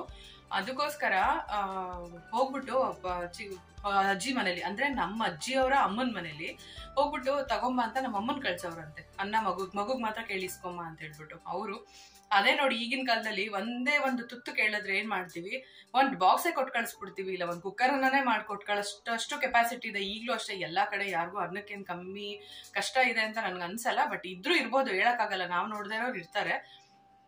ಆದ್ರೆ ನಮ್ಮಮ್ಮ ಹೋಗ್ಬಿಟ್ಟು ನನ್ನ ತಂಗಿಗ್ ಬೇಕು ಅಂದ್ರೆ, ನಮ್ ಚಿಕ್ಕಮ್ಮಂಗೆ ಬೇಕು ಅಂತ ಹೋಗಿ ಕೇಳಿದ್ರೆ, ನಮ್ಮ ಮುತ್ತಜ್ಜಿ ಮನೇಲಿ ಒಂದೇ ಒಂದು, ಈಗ ಪಾತ್ರೆ ಕೈ ಹಾಕ್ಬಿಟ್ಟು ಅನ್ನ ತೆಗೆದ್ಬಿಟ್ಟು ಒಂದೇ ಒಂದು ಇಡೀ ಹಿಂಗೆ ಮಿಸ್ಬಿಟ್ಟು ಕೊಡೋರಂತೆ. ಅದನ್ನ ತಗೊಂಡ್ ಬಂದ್ಬಿಟ್ಟು ತಿಂತವ್ರಂತೆ. ಅದನ್ನೆಲ್ಲ ನಮ್ಮಮ್ಮ ಹತ್ಕೊಂಡ್ ಹೇಳೋರು, ಎಷ್ಟು ಕಷ್ಟ ಪಟ್ಟಿದೀವಿ ಅಂತ ಅಂದ್ರೆ ಹಂಗೆ ಹಿಂಗೆ ಅಂತೆಲ್ಲ ಹೇಳ್ಬಿಟ್ಟು. ಅದಕ್ಕೆ ನನ್ಗೆ ಹೇಳೋರು ಯಾವಾಗ್ಲೂ. ಅದೊಂಥರ ಎಮೋಷನಲ್ ಆಗ್ತೀನಿ. ಯಾಕಂದ್ರೆ ಅನ್ನಕ್ಕೋಸ್ಕರ ಕಷ್ಟಪಟ್ಟಿದ್ದಾರೆ, ಊಟನೇ ಇಲ್ಲ ಅಂತಲ್ಲ. ಈಗ ಮಕ್ಳು ಈಗಲೇ ನೋಡಿ ಎಷ್ಟೊಂದ್ಸಲ ರಾಗಿ ತಿಂತಾರಲ್ವಾ. ಮಕ್ಳಿಗೆ ಈಗೆಲ್ಲ ವೆರೈಟಿ ತಿನ್ನಿಸ್ತೀವಿ, ತರಕಾರಿ, ಬೇಳೆ. ಇದು ನನ್ ಮಗ್ಳಿಗೆ ನಾನು ಮಾಡಿ ತಿನ್ಸ್ಬೇಕಾದ್ರೂ ನಮ್ಮಮ್ಮ ಹೇಳೋರು, ಅಯ್ಯೋ ನನ್ನ ತಂಗಿಗೆ ಹಿಂಗ್ ಕೇಳಕ್ ಹೋದ್ರೆ ಇದ್ ಮಾಡ್ತಾರೆ ಅಂತ. ಬಟ್ ನಮ್ಮಮ್ಮ ಏನಂದ್ರೆ ತುಂಬಾ ಆಗೆಲ್ಲ ಕಷ್ಟಪಟ್ಟಿದ್ದಾರೆ. ತುಂಬಾ ಎಲ್ಲರೂ ಪಟ್ಟಿದ್ದಾರೆ ಕಷ್ಟ. ಆದ್ರೆ ಆ ಕಷ್ಟ ಪಡೋದು ದೊಡ್ಡದಲ್ಲ, ಪಟ್ಟಿರೋ ಕಷ್ಟನ ನೆನೆಸ್ಕೊಂಡು ಮುಂದೆ ಜೀವನ ಸಾಗಿಸ್ತೀವಿ ನೋಡಿ, ಅದು ದೊಡ್ಡದು. ನಮ್ಮಮ್ಮ ಪ್ರತಿ ಹಂತದಲ್ಲೂ ಅದನ್ನ ನೆನ್ಸ್ಕೊತಾನೆ ಇರ್ತಾರೆ. ನಮಗೂ ಹೇಳ್ಕೊಂಡೇ ಬಂದಿದ್ದಾರೆ, ಪ್ರತಿಯೊಬ್ರಿಗೂ ಹೇಳ್ತಾರೆ. ಏನಂದ್ರೆ ಸ್ವಲ್ಪ ಕೋಪ ಜಾಸ್ತಿ. ನಮ್ಮ ಅಮ್ಮಗೆ ಬೈದ್ಬಿಡ್ತಾರೆ ಜಾಸ್ತಿ. ಆ ಕೋಪ ಬೈಯೋದು ಒಂದೇ ಎಲ್ಲರೂ ಮನ್ಸಲ್ಲಿ ಇಟ್ಕೊಂತಾರೆ. ಅವರು ಪಟ್ಟಿರೋ ಕಷ್ಟಗಳು, ಅವ್ರು ಹೇಳೋ ನೀತಿ ಪಾಠಗಳು ಯಾರೂ ಕೇಳೋ ಪೇಷನ್ಸ್ ಇರೋದಿಲ್ಲ. ಆದ್ರೆ ಈ ತರದ ಸಣ್ಣ ಪುಟ್ಟದೆಲ್ಲ ನನಗೆ ತುಂಬಾನೇ ಮನ್ಸಿಗೆ ಹೋಗಿದೆ. ಅದರಿಂದ ನಾನು ನನ್ನ ಮಕ್ಳಿಗೂ ಅಷ್ಟೇನೆ, ನನ್ನ ಮಕ್ಳಿಬ್ರು ಒಂದೇ ಒಂದಾಗ್ಲೂ ಅನ್ನ ವೇಸ್ಟ್ ಮಾಡಲ್ಲ. ನಮ್ಮಮ್ಮ ನನ್ಗೆ ಹೇಳ್ಕೊಟ್ಟಿರೋದನ್ನ ನಾನು ನನ್ನ ಮಕ್ಳಿಗೆ ಹೇಳ್ಕೊಡ್ತೀನಿ. ಅವರು ಅದೇ ತರ ಫಾಲೋ ಮಾಡ್ಕೊಂಡು ಹೋಗ್ತಿದ್ದಾರೆ. ಚಿಕ್ಕ ವಯಸ್ಸಿಂದಾನೇ ಹಂಗೆ ಬೆಳೆಸಿದ್ರೆ ಅವರು ದೊಡ್ಡವರಾದ್ಮೇಲೆ ಅನ್ನದ ಬೆಲೆ ಗೊತ್ತಾಗುತ್ತೆ. ರೈತರು ಎಷ್ಟು ಕಷ್ಟಪಟ್ಟೆಲ್ಲ ಬೆಳೀತಾರೆ. ನಿಜವಾಗ್ಲೂ ಭತ್ತ ಅದು ಇದು ಪ್ರತಿಯೊಂದು ಎಷ್ಟು ದೊಡ್ಡ ಪ್ರೋಸೆಸ್ ಅಲ್ವಾ. ನಮ್ಗೇನು ಈಸಿಯಾಗಿ ಕಾಸು ಕೊಟ್ಟು ತಂದು ತಿನ್ಬಿಡ್ತೀವಿ. ಸೊ ಅದನ್ನೆಲ್ಲ ನೆನೆಸ್ಕೊಂಡು ನಾನು ಒಂಚೂರು ಅನ್ನ ಆಗ್ಲಿ ಏನೋ ಆಗ್ಲಿ ವೇಸ್ಟ್ ಮಾಡಲ್ಲ. ನಾನು ಯೂಶಲಿ ಅನ್ನ ಜಾಸ್ತಿನೇ ಮಾಡಕ್ ಹೋಗಲ್ಲ, ಉಳಿಯುತ್ತೆ ಅಂತ. ಬಟ್ ಹೇಳಕ್ಕಾಗಲ್ಲ. ಈಗ ನೋಡಿ, ನೆನ್ನೆ ಮಧ್ಯಾಹ್ನ ಟೊಮೆಟೊ ಗೊಜ್ಜಿಗೆ ಮಾಡಿದೆ ಅನ್ನ. ಆಗ ಮಕ್ಳು ಸರಿಯಾಗಿ ತಿಂದಿಲ್ಲ, ಅದು ಸ್ವಲ್ಪ ಉಳೀತು. ಮತ್ತೆ ರಾತ್ರಿ ನಾನ್ ವೆಜ್ಜು ಚಿಕನ್ ತಿಂದಿದ್ರಿಂದ ಅನ್ನ ಕಮ್ಮಿ ತಿಂದ್ರು, ಅದು ಸ್ವಲ್ಪ ಉಳೀತು. ಅದಕ್ಕೋಸ್ಕರ ಅದೆರಡೂ ಏನಕ್ಕೆ ವೇಸ್ಟ್ ಮಾಡ್ಬೇಕು ಅಂತ ಹೇಳ್ಬಿಟ್ಟು ದೋಸೆಗೆ ಹಾಕೋತೀನಿ ಕೆಲವು ಸಾರಿ. ಬಟ್ ಇದು ಸಣ್ಣಕ್ಕೆ ಆಗಿರೋದ್ರಿಂದ ಏನಕ್ಕೆ ಅಂತ ಅಂದ್ಬಿಟ್ಟು ಈ ತರ ಪೊಂಗಲ್ ಮಾಡ್ಕೊಳ್ಳೋಣ ಅಂತ. ನಾನೇನಾದ್ರು ತಪ್ಪಾಗಿ ಮಾತಾಡಿದ್ರೆ ದಯವಿಟ್ಟು ಯಾರು ಬೇಜಾರು ಮಾಡ್ಕೊಂಬೇಡಿ. ಹಾಗೆ ನಿಮ್ಗೆ ಏನ್ ಅನ್ನಿಸ್ತು ಅಂತ ಕೂಡ ನನ್ಗೆ ಹೇಳಿ. ಇದೊಂದು ಚಿಕ್ಕ ಇನ್ಫಾರ್ಮೇಶನ್ ಎಲ್ರಿಗೂ ಮುಟ್ಟತ್ತೆ ಅಂತ ಅಂದ್ಬಿಟ್ಟು ಅಷ್ಟೇ. Thank you. ಬನ್ನಿ ಹಾಗೆ ಆಮೇಲೆ ಒಗ್ಗರಣೆ ಹಾಕೋದು ಹೇಳ್ಬಿಡ್ತೀನಿ. ಈಗಾಗಲೇ ನೋಡಿ ಒಂದು ಪ್ರೆಷರ್ ಬರಕ್ ಸ್ಟಾರ್ಟ್ ಆಗೋಯ್ತು. ಒಗ್ಗರಣೆಗೂ ಅಷ್ಟೇ ಇಷ್ಟೇ ಬೇಕಾಗಿರೋದು. ಇದು ಜೀರಿಗೆ ಮತ್ತೆ ಮೆಣಸು, ಹಸಿಮೆಣಸಿನ್ಕಾಯಿ, ಕರ್ಬೇವಿನ ಸೊಪ್ಪು ಮತ್ತೆ ಶುಂಠಿ.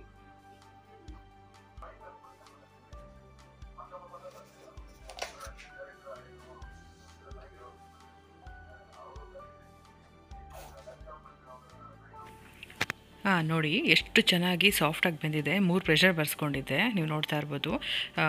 ಬೇಳೆ ಮತ್ತು ಅನ್ನ ಎರಡು ಮಿಕ್ಸ್ ಆಗಿ ತುಂಬ ಚೆನ್ನಾಗಿ ಬೆಂದಿದೆ. ಮತ್ತು ಇಲ್ಲಿ ಎಣ್ಣೆ ಕಾಯ್ದಿದೆ ಅಲ್ವಾ, ಸೊ ಇಲ್ಲಿ ಜೀರಿಗೆ ಮತ್ತು ಮೆಣಸು ಹಾಕೋತಾ ಇದ್ದೀನಿ. ಬೇಕಂದರೆ ತುಪ್ಪ ಹಾಕ್ಕೊಬೋದು ಮತ್ತು ಇಂಗು ಹಾಕ್ಕೊಬೋದು. ನಾನು ಇದಕ್ಕೆ ಹಿಂಗೇನು ಹಾಕೋಕ್ಕೆ ಹೋಗ್ತಾ ಇಲ್ಲ.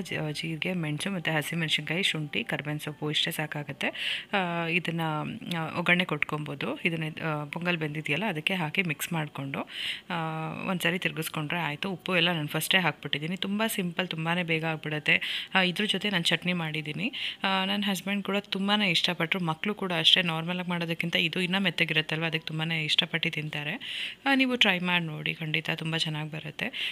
ಸೊ ಮತ್ತು ಏನಂದರೆ ಹಸ್ಬೆಂಡ್ ಬಂದರು, ಅವರು ಊಟ ಎಲ್ಲ ಮಾಡಿಬಿಟ್ಟು ರೆಸ್ಟ್ ಮಾಡಿದ್ರು. ತುಂಬಾ ಬಿಸಿಲಿತ್ತು ಇವತ್ತು, ಅದಕ್ಕೋಸ್ಕರ ಮಕ್ಕಳು ಕೂಡ ತಿಂದ್ರಲ್ವ, ಏನು ಮಾಡೋದು, ಹೊರಗಡೆ ಹೋಗೋಣ ಅಂತ ಹೇಳಿಬಿಟ್ಟು ಕರ್ಕೊಂಡು ಹೊರಟ್ಬಿಟ್ಟೆ ನಾನು. ನಾನು ಹೊರಟಾಗ 3:30 ಆಗಿತ್ತು. ಆಮೇಲೆ ಏನಾದರೂ ಬೆಳಕಿರ್ಬೇಕಾದ್ರೇ ಕರ್ಕೊಂಡು ಹೋಗ್ಬಿಡೋಣ ಅಂತ ಹೋದೆ.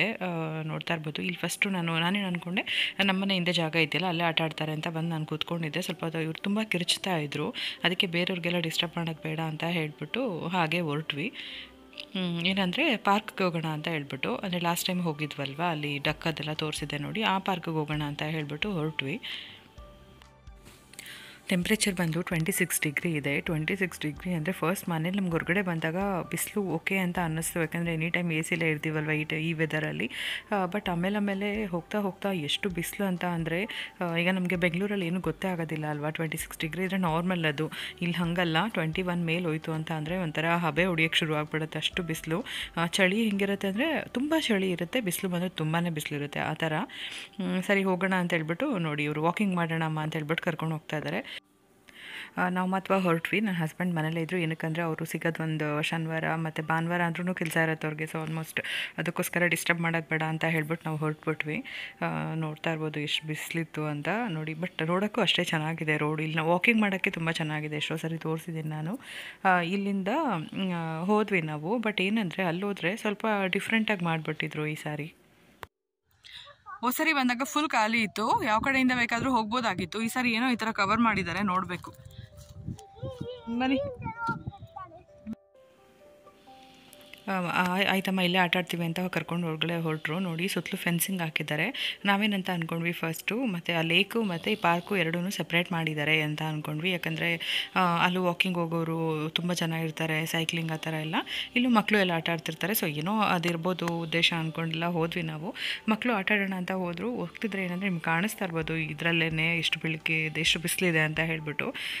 ನನ್ನ ಮಗಳು ನೋಡಿದ್ಲು. ಬಟ್ ಆಮೇಲೆ ಹೋಗಿ ಅಲ್ಲಿ ಕೂತ್ಕೊಳ್ಳೋಕೆ ಹೋಗ್ತಾರೆ. ಅವರು ಫಸ್ಟ್ ವಾಕಿಂಗ್ ಅಂತ ಐಡಿಯಾ ಇತ್ತು, ಪಾರ್ಕಲ್ಲಿ ಹೋಗಿ ಆಟ ಆಡಬೇಕು ಅಂತ ಅವ್ರಿಗೆ ಇರಲಿಲ್ಲ.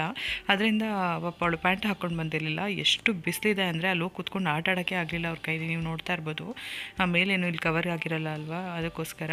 ಇನ್ನೊಂದು ಪಾರ್ಕು ಅವರ ಸ್ಕೂಲ್ ಹತ್ರ ಇರೋ ಪಾರ್ಕ್ ಹತ್ರ ನೀಟಾಗಿ ಕವರ್ ಆಗಿರುತ್ತೆ. ಸೊ ಅಲ್ಲಿ ಆಟ ಆಡ್ಬೋದು. ಇಲ್ಲಿ ಕಷ್ಟ ಅಂತ ಹೇಳ್ಬಿಟ್ಟು ಆಗಲ್ಲಮ್ಮ ಅಂತ ಹೇಳ್ಬಿಟ್ಟು ವಾಪಸ್ ಕರ್ಕೊಂಡು ಹೋಗ್ಬಿಟ್ರು. ನೋಡಿದ್ರು. ಬಟ್ ನಾನು ಬೇಡ ಅಂತ ಹೇಳಿದೆ. ತುಂಬ ಇಷ್ಟು ಬಿಸಿಲಲ್ಲಿ ಇನ್ನು 6 o'clock ಮೇಲೆ ಅಂದರೆ ಓಕೆ, ಬಟ್ ಮಳೆ ಬಂದುಬಿಡುತ್ತೆ, ಅದಕ್ಕೋಸ್ಕರ ಕರ್ಕೊಂಡು ಬಂದಿದ್ದು. ನೋಡಿದ್ರು, 1-2 ಸಾರಿ ನಿಂತ್ಕೊಂಡು ಕೂಡ ಆಗ್ತಿಲ್ಲ ನಮ್ಮ ಕೈಲಿ ಅಂತ ಹೇಳ್ಬಿಟ್ಟು ಬಂದುಬಿಟ್ರು. ಅದಾದಮೇಲೆ ನಾನು ಮನೆಗೆ ಹೋಗೋಣ ಅಂತ ಹೇಳಿದೆ. ಅಷ್ಟೊತ್ತಿಗೆ ಆಲ್ಮೋಸ್ಟ್ ಆಗೋಗಿತ್ತು, ತುಂಬಾ ಟಯರ್ಡ್ ಆಗಿದ್ರು. ಮನೆಗೆ ಹೋಗೋಣ ಅಂತ ಅಂದರೆ ಇಲ್ಲ ಆ ಪಾರ್ಕ್ ಹತ್ರ ಹೋಗೋಣ, ನಾವೇನೂ ಆಟನೇ ಆಡಲಿಲ್ಲ ಅಂತ ಹೇಳಿದ್ರು. ಆಯಿತು ಅಂತ ಹೇಳ್ಬಿಟ್ಟು ಆ ಪಾರ್ಕ್ ಹತ್ರ ಕರ್ಕೊಂಡು ಹೋದೆ. ನೀವು ನೋಡ್ತಾ ಇರ್ಬೋದು, ನಮ್ಮ ಬಂಗಾರ ಅಂತೂ ಆಗಲ್ಲ ಅಂದ್ಬಿಟ್ಲು. ಬಟ್ ಆದ್ಯಾ ನೋಡಿ, ನಾನು 1-2 ಸರಿ ಹತ್ತುತ್ತೀನಮ್ಮ, ನಾನು ಆಡ್ತೀನಿ ಅಂತ ಹೇಳ್ಬಿಟ್ಟು ಟ್ರೈ ಮಾಡ್ತಾಯಿದ್ಲು. ನೋಡ್ಬೋದು, ಮಾತಾಡ್ಕೊಂಡೇ ಹೇಳ್ತಾ ಇದ್ಲು, ಏನು ಪರವಾಗಿಲ್ಲ ಅಮ್ಮ, ನಾನು ಇಲ್ಲಿಂದ ಹತ್ಬಿಟ್ಟು ನಾನು ಆಡ್ಬಿಡ್ತೀನಿ ಅಂತ ಹೇಳ್ಬಿಟ್ಟು. ಅದಾದಮೇಲೆ ನಾನು ಆಗೋದಿಲ್ಲ, ಇಷ್ಟು ಬಿಸಿಲಿದ್ದ ಬನ್ನಿ ಅಂತ ಹೇಳ್ಬಿಟ್ಟು ಬಲವಂತವಾಗಿ ಕರ್ಕೊಂಡು ಹೋದೆ. ಸರಿ ಅಲ್ಲಿಂದ ಅಟ್ಲೀಸ್ಟ್ ಲೇಕ್ ಹತ್ರ ಕರ್ಕೊಂಡೋಗಿ ಅಮ್ಮ, ಅಲ್ಲಿ ನಾವು ಟರ್ಟಲ್ ನೋಡಬೇಕು ಅಂತ ಹೇಳಿದ್ರು. ಆಯಿತು ಅಂತ ಹೋಗ್ತಾ ಇದ್ವಿ. ಆಮೇಲೆ ಈ ಬೋರ್ಡ್ ನೋಡಿ ಗೊತ್ತಾಯಿತು ನೋಡಿ, park close for on event ಅಂತ. ಏನೋ ಈವೆಂಟ್ ಇರೋದ್ರಿಂದ ಆ ಥರ ಫೆನ್ಸಿಂಗ್ ಹಾಕಿದ್ದಾರೆ ಸುತ್ತಲೂ. ಸೊ ಆಮೇಲೆ ತೆಗೆದು ಬಿಡ್ತಾರೋ ಏನೋ ಅಂತ ಅನಿಸುತ್ತೆ, ಗೊತ್ತಿಲ್ಲ. ಆಯಿತು ಅಂತ ಹೇಳ್ಬಿಟ್ಟು ಅಲ್ಲಿ ಹೋದ್ವಿ. ನೋಡಿ ಡಕ್ಸ್ ಎಲ್ಲ ಇಲ್ಲಿ ನೋಡೋಕ್ಕೆ ಒಂಥರ ಚೆನ್ನಾಗಿರುತ್ತೆ. ಆಯಿತು ಅಂದ್ಕೊಂಡು ಲಾಸ್ಟ್ ಟೈಮ್ ಕೂಡ ತೋರಿಸಿದ್ದೆ ನೋಡಿ, ನಮ್ಮ ಆದ್ಯನಿಗೆ ಅದು ಸ್ವಿಮ್ ಮಾಡ್ತಾ ಇರತ್ತಲ್ವ ನೋಡಿ, ಆ ಥರ ಕಾಲು ತುಂಬ ಇಷ್ಟ ಅವಳಿಗೆ, ಅದಕ್ಕೋಸ್ಕರ ಕರ್ಕೊಂಡು ಹೋಗ್ತಾಳೆ. ಮತ್ತು ಹೋದ್ಸರಿ 2 ಟರ್ಟಲ್ ಇತ್ತಲ್ವ, ಈ ಸರಿ ನೋಡಿ ಸುಮಾರು 10ರಿಂದ 12 ಬಂತು. ಬರುತ್ತೆ ಇವಾಗ, ಅಲ್ಲಿ ಊಟ ಹಾಕಿ ರೂಢಿ ಮಾಡಿದಾರಲ್ವ, ಅದಕ್ಕೋಸ್ಕರ ಬರುತ್ತೆ, ಬಂದು ನೀಟಾಗಿ ನೋಡುತ್ತೆ. ಒಂದ್ಸರಿ ನೀಟಾಗಿ ಮೇಲೆ ಬಂದು ನೋಡಿ ಏನು ಹಾಕ್ತಾರಾ ಅಂತ, ಏನು ಹಾಕಿಲ್ಲ ಅಂದರೆ ನೋಡ್ಬಿಟ್ಟು ಹಾಗೆ ಹೊಟ್ಟೋಗ್ಬಿಡುತ್ತೆ. ನೋಡಿ ಒಂದಾದ್ಮೇಲೆ ಒಂದು ಬರ್ತಾ ಇರುತ್ತೆ, ಇದೆರಡು. ಮತ್ತು ನೋಡ್ತಾ ಇರ್ಬೋದು. ಫಸ್ಟ್ ನೋಡಿ ಎಷ್ಟು ನೀಟಾಗಿ ನೋಡುತ್ತೆ, ನೋಡಿಬಿಟ್ಟು ಓಕೆ ಏನೂ ಹಾಕ್ಲಿಲ್ಲ ಅಂತ ಹೇಳ್ಬಿಟ್ಟು ಹಾಗೆ ಹೊರಟೋಗುತ್ತೆ ನೋಡಿ. ಒಂದಾದ್ಮೇಲೆ ಒಂದು ಅದ್ರ ಕಣ್ಣು ಆ್ಯಕ್ಚುಲಿ ಹತ್ರದಿಂದ ಅದು ನೋಡೋಕ್ಕೆ ಭಯ ಆಗುತ್ತೆ ನೋಡಿ ಹೆಂಗಿದೆ ಅಂತ. ನಮ್ಮ ಆದ್ಯ ಅಂತ ಒಂದು 2-3 ಮೆಟ್ಲು ಮೇಲೋಗಿ ನಿಂತ್ಕೊಂಡ್ಬಿಟ್ಟಿಲ್ಲ ಇದನ್ನು ನೋಡೋಕ್ಕೆ ಎದ್ರುಕೊಂಡು. ನೋಡಿ ಅವಳಿಗೆ ಡಕ್ಸ್ ಅಂದರೆ ತುಂಬ ಇಷ್ಟ ಆಗುತ್ತೆ, ಬಟ್ ಈ ಟರ್ಟಲ್ ನೋಡಿದ್ರೆ ಸ್ವಲ್ಪ ಎದ್ರುಕೊಂತಾಳು. ಅದೇನು ಮೇಲ್ ಬರೋದಿಲ್ಲ, ಬಟ್ ಆದರೂ ಒಂಚೂರು ಭಯ ಪಡ್ತಾಳೆ. ನೋಡಿ ಈ ಡಕ್ಸ್ ನೋಡೋಕ್ಕೆ ಅಂತ ಕರ್ಕೊಂಡು ಬಂದಿದ್ದು ನೋಡಿ. ಹಾಗೆ ನಾನು ಕೂಡ ನಿಮಗೂ ತೋರಿಸೋಣ ಅಂತ ಹೇಳ್ಬಿಟ್ಟು ಹಾಗೆ ತೋರಿಸ್ತಾ ಇದ್ದೀನಿ. ಹೇಗೆ ಅನ್ನಿಸ್ತು ನನಗೆ ಕಮೆಂಟ್ ಮಾಡಿ. ತುಂಬಾ ಚೆನ್ನಾಗಿದೆ, ಮಕ್ಕಳು ತುಂಬ ಎಂಜಾಯ್ ಮಾಡ್ತಾರೆ ಇಲ್ಲಿ ಕರ್ಕೊಂಡು ಬಂದರೆ. ಎಷ್ಟು ಚೆನ್ನಾಗಿ ಸ್ವಿಮ್ ಮಾಡ್ತಾ ಇದೆ ಅಲ್ವಾ ಅದು. ಅದು ಪ್ರತಿ ಸರಿ ಬಂದು ಚೆಕ್ ಮಾಡ್ಕೊಂಡು ಹೋಗ್ತಾ ಇರುತ್ತೆ.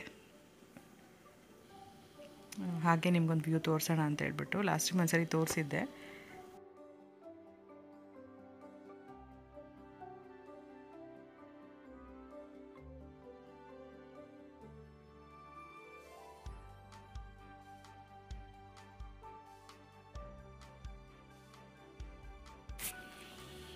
ಸೊ ನೋಡಿ ಹೋಗ್ತಾ ಇದ್ದೀವಿ ನಡ್ಕೊಂಡು ಅಲ್ಲಿಂದ. ಇಲ್ಲಿ ಬಂದು ಸ್ಕೂಲ್ ಹಿಂದೆ ಇರೋ ಅಂಥ ಪಾರ್ಕು, ಅಂದರೆ ನಮ್ಮ ಮನೆಗೆ ಇದು ಹತ್ರ ಆಗುತ್ತೆ, ಮತ್ತು ಸ್ಕೂಲ್ ಬ್ಯಾಕ್ ಸೈಡ್ ಇರೋದು. ಬಂದ್ವಿ, ಅಲ್ಲ ಸ್ವಲ್ಪ ಹೊತ್ತು ಆಟ ಆಡಿದ್ವಿ, ಬಟ್ ಅಲ್ಲೂ ತುಂಬಾ ಕ್ರೌಡ್ ಇತ್ತು. ಮತ್ತು ಬಿಸಿಲಿಂದ ನಮಗೆ ಆಗಲೇ ಇಲ್ಲ, ಮನೆಗೆ ಕರ್ಕೊಂಡು ಬಂದುಬಿಟ್ಟೆ. ಮನೆಗೆ ಬಂದಾದಮೇಲೆ ಎಲ್ಲರೂ ಮುಖ ಎಲ್ಲ ತೊಳ್ಕೊಂಡು ಫ್ರೆಶ್ ಆಗಿ ಮತ್ತು ಫ್ರೆಂಡ್ ಮನೆಗೆ ಹೊರಟ್ವಿ. ಅಷ್ಟೇ ನನ್ನ ಹಸ್ಬೆಂಡ್ ಕೂಡ ಹೋಗೋಣ ಅಂತ ಹೇಳ್ಬಿಟ್ಟು ಬಂದ್ವಿ.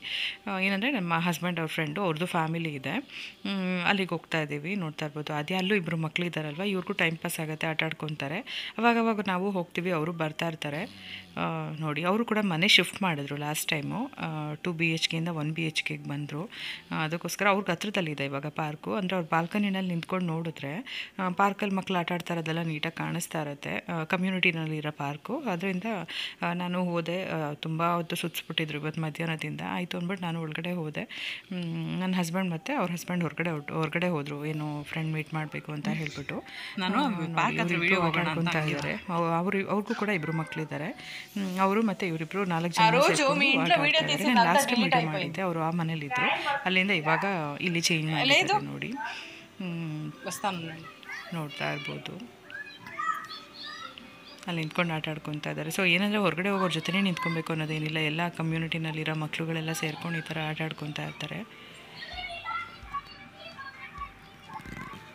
ಏನಂದರೆ ಎಷ್ಟು ಬೆಳಗ್ಗೆಯಿಂದ ಆಟ ಆಡ್ತಿದ್ರು ಮನೇಲಿ. ಅದಾದಮೇಲೆ ಊಟ ಎಲ್ಲ ಮಾಡಿ ಮತ್ತೆ ಕರ್ಕೊಂಡು ಹೋಗಿದ್ದು, ಆದ್ರೂ ಒಂದು ಚೂರು ಟಯರ್ಡ್ ಆಗಿಲ್ಲ ನೋಡಿ. ಇವಾಗ ಟೈಮ್ ಆಲ್ರೆಡಿ 6:30 ಅಷ್ಟು ಆಗ್ಬಿಟ್ಟಿತ್ತು. 6:30 ಆದ್ರೂ ಎಷ್ಟು ಬೆಳಕಿದೆ, ಒಂದು 4 o'clock ಥರನೇ ಇದೆ ಇಲ್ಲಿ ವೆದರು.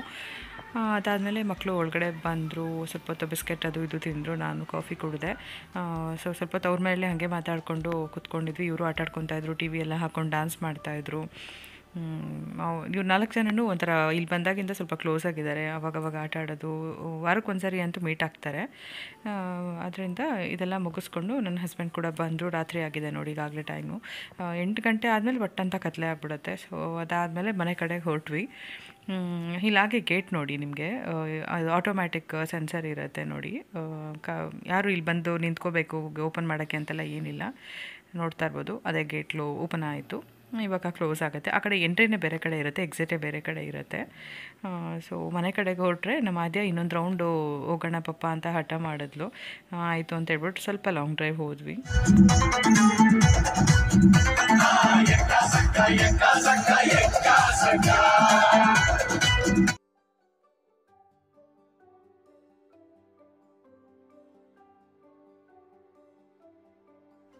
ಓಕೆ, ಬಂದರು ಮನೆಗೆ. ಬಂದು ಫುಲ್ ಟಯರ್ಡ್ ಆಗಿಬಿಟ್ಟಿದ್ದಾರೆ. ಇವತ್ತೆಲ್ಲ ಫುಲ್ ದಿನ ಆಟ ನೋಡಿ. ನಮ್ಮ ಆದ್ಯ ಹೆಂಗಾಗ್ಬಿಟ್ಟಿದ್ದಾಳೆ. ಹಾಯ್ ಮಾಡು ಆದ್ಯ, ಹಾಯ್ ಮಾಡು. ಹೊರಗಡೆ ಹೋಗ್ಬೇಕಾಗಿರೋ ಖುಷಿ ಮನೆ ರಾತ್ರಿ ಆದಮೇಲೆ ಇರಲ್ಲ ನೋಡಿ. ಟುಸ್ಪಟಾಕಿ. ಸರಿ, ಬಾತ್ ಟಬ್ಬಲ್ಲಿ ಕೂರಿಸಿದ್ವಿ ಬಿಸಿನೀರು ಬಿಟ್ಟು. ಆಯಿತು, ಮಧ್ಯೆ ಮೈಗೆ ಸ್ನಾನ ಬೆಳಗ್ಗೆಯಿಂದ ಮಾಡಿಸಿರಲಿಲ್ಲಲ್ವ, ಸೊ ಚೆನ್ನಾಗಿ ಫ್ರೆಶ್ ಆದರು. ಹೆಂಗಿತ್ತು ಆದ್ಯ ಟಬ್ಬು? ಸೂಪರ್ ಆಗಿತ್ತು. ಫ್ರೆಶ್ ಆದ್ರೆ ಶೈನಿ ಥರ ಅಲ್ಲ? ಅದೇ ಓಕೆ. ಗ್ಲಿಟರ್ ಬಾಂಬ್ ತಂದಿದ್ವಿ ಲಾಸ್ಟ್ ಟೈಮ್ ಡಾಲರ್ ಟ್ರೀಗೆ ಹೋದಾಗ, ಅದನ್ನು ಹಾಕಿದ್ವಿ. ಶೈನಿಂಗ್ ಅಂತೆ, ಚೆನ್ನಾಗಿತ್ತು. ಅಲ್ಲಿಂದ ಬಂದು ಪಾತ್ರೆಗಳೆಲ್ಲ ಜಾಸ್ತಿ ಆಗ್ಬಿಟ್ಟಿತ್ತು. ಎಲ್ಲ ಗ್ಯಾಸ್ ಎಲ್ಲ ಕ್ಲೀನ್ ಮಾಡಿದೆ ನೋಡಿ. ಕಡಲೆಕಾಯಿ ಬೀಜ ಚಟ್ನಿ ಮಾಡೋಣ ಅಂತ ಇಟ್ಟಿದ್ದೀನಿ. ನೋಡ್ತಾ ಇರ್ಬೋದು, ಕಂಪ್ಲೀಟಾಗಿ ಎಲ್ಲ ಕ್ಲೀನ್. ಇವತ್ತು ಬೆಳಗ್ಗೆಯಿಂದ ಹೊರಗಡೆ ಹೋಗಿದ್ದೆ ಅಲ್ವಾ, ಮನೇಲಿ ಏನು ಕೆಲಸ ಮಾಡೋಕ್ಕೂ ಆಗಿರಲಿಲ್ಲ ನೋಡಿ. 3 ಕುಕ್ಕರು ಮತ್ತು ಮಿಕ್ಸಿ ಜಾರು ಎಲ್ಲ ಪ್ರತಿಯೊಂದು ಹಂಗೆ ಇತ್ತು. ಈಗ ದೋಸೆ ಮತ್ತು ಚಟ್ನಿ ತಿಂತೀವಿ ಅಷ್ಟೇ, ಸಿಂಪಲ್ಲು. ನಾನು ಇದು ಲಾಸ್ಟ್ ಟೈಮ್ ಒಂದ್ಸರಿ ರೆಸಿಪಿ ಶೇರ್ ಮಾಡಿದ್ದೀನಿ, ಕಡಲೆಕಾಯಿ ಬೀಜ ಚಟ್ನಿ. ಅದಕ್ಕೋಸ್ಕರ ಏನು ಶೇರ್ ಮಾಡೋಕ್ಕೆ ಹೋಗ್ತಾ ಇಲ್ಲ. ಈಗ ಜಸ್ಟ್ ಊಟ ಮಾಡ್ಬಿಟ್ಟು ಮಲ್ಕೊಬೇಕು. ಮತ್ತೆ ನಾಳೆ ಸಿಗ್ತೀವಿ. ಇವತ್ತಿನ ಈ ಶನಿವಾರದ ವ್ಲಾಗ್ನ ನಾನು ಇಲ್ಲಿಗೆ ಎಂಡ್ ಮಾಡ್ತಾ ಇದ್ದೀನಿ. ನಿಮ್ಗೆ ಇಷ್ಟ ಆಗಿದೆ ಅಂತ ಅನ್ಕೋತೀನಿ. ಒಂದು ನಿಮಿಷ, ನನ್ನ ಮಕ್ಕಳು ಹೇಳ್ತಾರೆ ಅಂತ. ಓಕೆ ಫ್ರೆಂಡ್ಸ್, ಇವತ್ತಿನ ಈ ವಿಡಿಯೋ ಇಲ್ಲಿಗೆ ಎಂಡ್ ಮಾಡ್ತಾ ಇದ್ದೀನಿ. ನಿಮ್ಗೆ ಈ ವಿಡಿಯೋ ಇಷ್ಟ ಆಗಿತ್ತು ಅಂದರೆ